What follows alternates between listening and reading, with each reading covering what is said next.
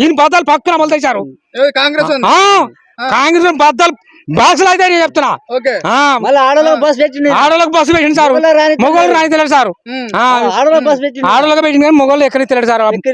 Bus ఆపుతలేడు sir. ఏం బాగుతుంది sir ఇది? ఏం అన్యాయం ఇది? వాడు ఏం పొడి చేసిన వచ్చిన కాంచి.